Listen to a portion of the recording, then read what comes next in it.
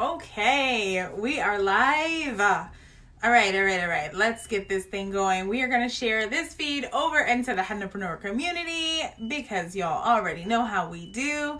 How are we doing today, you guys? It is Sunday, February 2nd, and look, we're on a roll. I'm so excited. If you are new here, if you're new to me, if you're new to Hennapreneur, hi. My name is Chelsea Stevenson, and I am a professional henna artist and business strategist based here in Baltimore, Maryland. I am pretty hyped because yesterday I shared, I was really inspired by the whole concept of this year. First of all, we're in a new year, we're in a new decade, and February is a leap year. If you didn't know already, I'm really excited by the concept of moving our businesses forward, accelerating our businesses, doing the things to keep us competitive and moving in the right direction, right? And so this month, because it is a leap year, February has an extra day, I said, you know what? I'm going to do a little bit of a special series all about moving our businesses forward and leaping our businesses forward as well. So in this series, we are covering some of the common mistakes, some of the common hardships that henna artists make or encounter within their first year of business. And today, I'm going to be talking to you guys about what is honestly the biggest mistake that I find people make. And for that reason, we're gonna dive right in. Sound good? All right, so if you guys can hear me well, if everything sounds good, if you're with me, give me some hearts, give me likes, let me know in the comments. You can say, hey. I love to hear from you guys, and it lets me know also that we're following along and we're feeling really good about what we're chatting about, okay? So, let's dive in. Today, our lesson is all about the very common mistake of the failure to identify your ideal client early on, okay? And so if you're not familiar with the concept of having an ideal client, what an ideal client is, what that even means, when you're dealing with marketing, right? Let's say you want to start a business. You want to start a business and you want your business to be viable. There are a couple of things that you have to do at the very beginning. One of those things is to identify your niche. Now, your niche is something that's your specialty, if you will, your corner of the market. The first thing is identifying that niche. Once you've identified that niche, where you're going to kind of reside, if you will, inside of the market, then you go on and you identify your target market. Now, your target market is a group of people, a wide range, if you will, demographic of the type of people that you would like to do business with. So let's say, for example, you might be a henna artist who's based in, Memphis, Tennessee. And so your target market would be perhaps, if your niche was that you were working with specialty clients, let's say bridal clients, for example, then you would break that down and your target market would then become that you are a henna artist who is looking for women between the ages of 25 to 35 who are engaged, who are getting married, and who live within a 50-mile radius of Memphis, Tennessee, and who like, XYZ sorts of things. And like you would start to break that down into just a more broad definition, but that would become your target market, right? Now, identifying your niche and identifying your target market are two things that are definitely important, but further than that is to take it a little bit deeper. I'm going to say a little bit deeper. The truth is this should be a lot deeper. And from there, you would also go on to identify your ideal client. Now, your ideal client is not a general descriptor, if you will, or a general group, like a broad definition of the type of people that you would want to work with. The ideal client is literally one person that you would have in mind that is going to provide you almost like with a caricature, if you will, of the exact type of individual who you'd love to do business with on an ongoing basis. And so having that ideal client in mind provides you as the business owner with the opportunity to make a lot of strategic decisions in your business. And so I want to talk to you a little bit about why having that ideal client is important, about the benefits of identifying that person early on, and then also what happens if you don't make that a priority. Because I think many times people will say, oh, this is something maybe I can skip over. If it's, if I know that I want to work with brides, or I know that I want to work with women who like henna, then isn't that enough? And the answer is no. Okay. So why is having an ideal client important? Why is knowing who your ideal client is, why is that important anyway? There are 3 reasons that immediately come to mind. The first is going to be that knowing who your ideal client is going to allow you to have clarity in your business's messaging. Okay.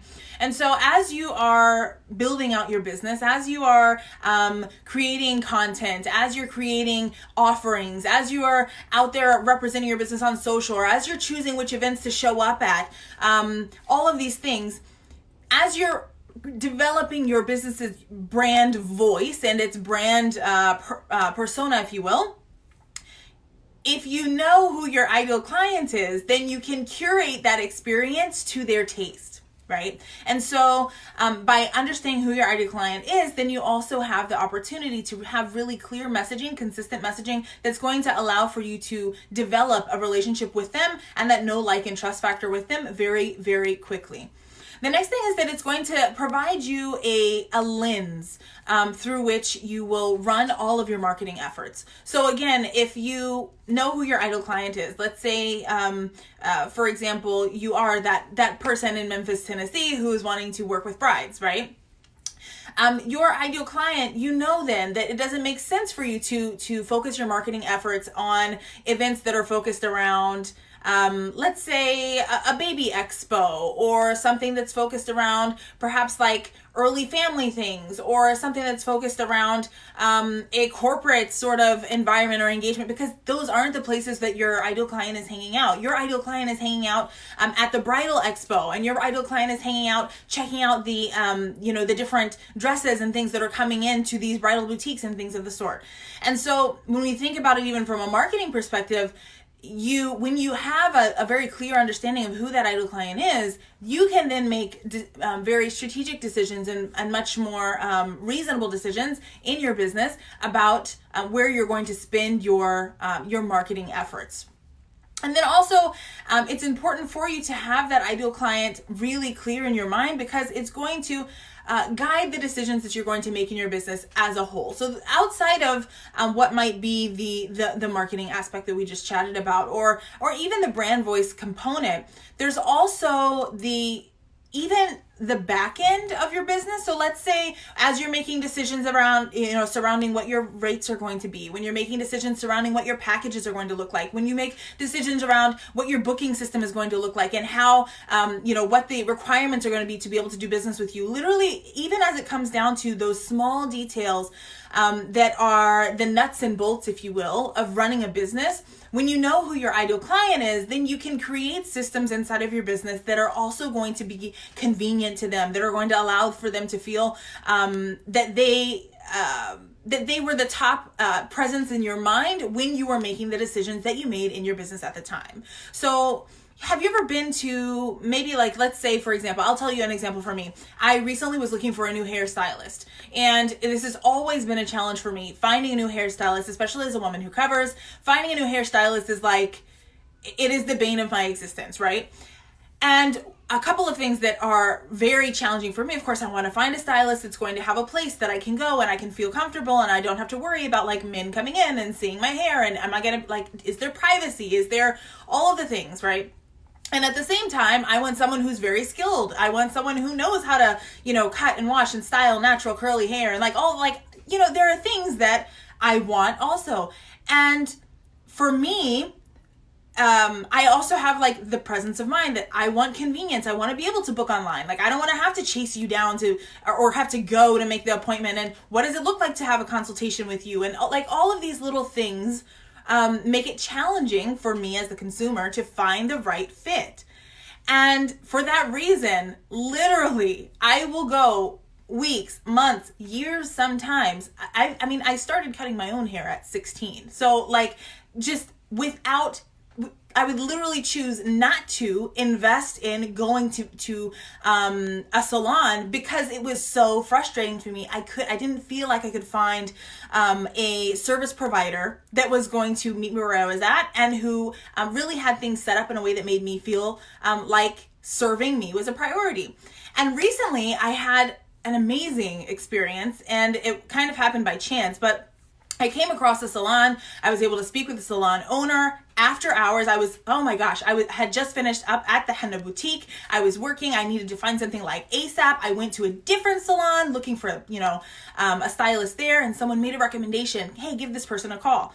And I was able to speak with the owner, and I was able to make the arrangements, and I was able to get the appointment in for like 2 days later. And she knew how to cut my type of hair. And yes, she had a space that was available for me that would provide me with privacy and so forth. And so what does all of that say? That business owner, that salon owner, she had the presence of mind to understand who her ideal clients were and to make the space and the operations of her business to be able to accommodate me as her ideal client and those others who go and visit her as her ideal client, right? And so the benefit for you is if you do have that understanding of who that ideal client is, then even in your henna business, you can start to make decisions about the operations even of what your business looks like on the inside and out, to be able to accommodate and to be able to best serve your ideal client. So what are the benefits of identifying your ideal client early on? Because I feel like many times this is something that's kind of pushed on the back burner until you feel like you've got some traction, like, oh, I've got some money coming in, like now let's spend some time digging in to find out who this person is. Or you feel like, early on you just want to serve anyone and everyone who wants henna. And so we don't take the time to identify who that person is. But I'll tell you that there are a lot of benefits to doing this early versus waiting until you already have a client base kind of rolling in, okay? The first is that by identifying your ideal client early, you can early on set yourself apart in the market. So when you have that understanding of who that ideal client is, then you're going to be able to be much more strategic and specific in your messaging and your communication. And so when you do that, it allows for you to set yourself apart from your local competitors inside of the market. So just like with the salon owner who I went to visit, the way that she set her business up made her an obvious best fit for me as her ideal client. And that's what you're looking to develop as well. You want to be the obvious best fit for those people inside of your market who are looking for the henna artist who does XYZ and who provides XY service and who has this, XYZ sort of experience packaged and coupled along with it. Does that make sense? If that makes sense, give me a like, give me a heart. Let me know that you're following along with me, because I want to make sure that we are on the same page here. The next thing is, when you take one of the benefits, if you will, of taking the time to identify your ideal client early on is that you're going to save yourself a whole lot of time and money when it comes to the marketing game. So I'll tell you, many times henna artists will start our businesses, and then the first thing that we do is we want to get out there and we want to get in front of everybody's eyes. And there's nothing wrong with that. Please understand that it is very important that you take the time to show up in public spaces and allow the public to understand and to know that you are there and to become familiarized with you. This is important. However, you will spend a ton of time, energy, and money putting yourself out there, be it at public events. You may be doing festivals or fairs or markets or vendor expos, things like this. You may be, trying to run advertising campaigns. You may be trying to get yourself out there on social media. All of these, even if it's a free, if you will, marketing platform or a free, marketing opportunity, there's still the time and energy investment. And if you don't know who your ideal client is early on, you are going to spread yourself thin. So save yourself the time, money, and energy, and instead identify who that person is early in the beginning so that you can focus all of that into one focus center, so that you're not just kind of all over there all willy-nilly, because ultimately you don't need to be in front of everybody's eyes. You just need to be in front of the right eyes for the right type of people that you want to serve. And having that is going to allow you to be super laser focused on your business's strategic growth. So I talk a lot about strategy, right? When we're thinking about the business side of things, you have to have strategy. You do not have the luxury of running a business like all willy-nilly. That's just not how it works. If you want to have a thriving business, if you want to have a sustainable business, if you want to have a business that's actually profitable, you have to have strategy behind you. And when you have your ideal client identified early on, it allows for you to start to implement business strategy from the very beginning versus like kind of teeter-tottering between let's see if this works here and let's see if that works over there. There's something to be said about testing the market, and I think that there's a lot of value in running tests within your business and like keeping things fun and keeping things light, and all of that is great. But you still have to have some sort of base strategy in order to make sure that your business is moving forward. And knowing who your ideal client is allows for you to not only create that strategy, but also execute that strategy in a much more focused and targeted way. So what happens if you don't make this a priority, right? What happens if you decide, I'm not going to take Chelsea's advice. Who cares? Who cares? This chick's just over here talking trash and I don't need it. I'm just going to work with anyone who likes henna. And this is something that I hear. One, good luck to you. This is the basics and fundamentals of marketing. This is not something that I came up with. This is not something that I just was like, one day I just decided I'm going to tell all the Hennapreneurs that they need to identify their ideal client, and then we're just going to move on. No, this is the introductory level. This is foundation of business management, and this is the foundation of marketing in general. And so what happens if you don't make it a priority is a couple of things. First, you're going to have a very uncompelling brand. How does that feel? Like, sit with the idea for a moment of you spending all of this time and effort to develop your henna skills, and then you take them out to the market with the hopes of earning a return back, and people find you boring at best. That's real. And not only is it real, it's very common. The reason is, when you're trying to market to everyone, you are marketing to no one. Your message will fall flat. And so if you are wanting to really develop a brand that's going to build community around it, that's going to build a strong brand recognition around it, and ultimately build profitability, you need to have that ideal client identified. Okay? Otherwise, your brand will be uncompelling on all fronts. Sorry, not sorry. The next thing is that you're going to have really misaligned marketing. And so, again, if you, let's say, for example, you're that person who's wanting to, let's say you want to connect with corporate clients, but you're spending all of your time at art fairs. Odds are you're not going to meet your corporate clients. It's not at the art fair. It's not at the pop-up at the local, farmer's market, or the pop-up at the local school thing, or the PTA chapter, all of these, these smaller local markets. That's likely not where you're going to cross paths with the HR director who's responsible for hiring someone for the corporate event that they're hosting for their Employee Appreciation Day. It's just not, right? So if you don't have a clear understanding of who you want to do business with, then your marketing efforts, the way that you're showing up in public and online, is going to be misaligned. And when you have that break, if you will, between where you'd like to go and what you're actually doing, it makes it very hard for you to reach your goals. And then the third point, if you will, for what might happen if you choose to just ignore this and not make this a priority, would be ultimately the lack of strategy as a whole.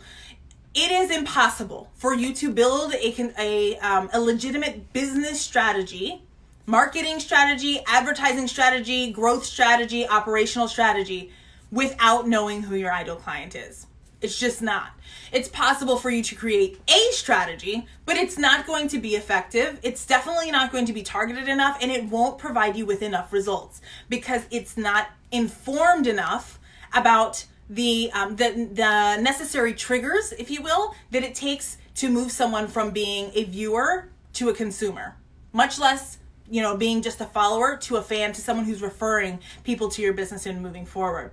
Now, identifying your ideal client, this is something that it's not that it's a super hard thing to do, but it is something that takes time, and it does require research from you. It does require that you invest in the time getting to know who that person is.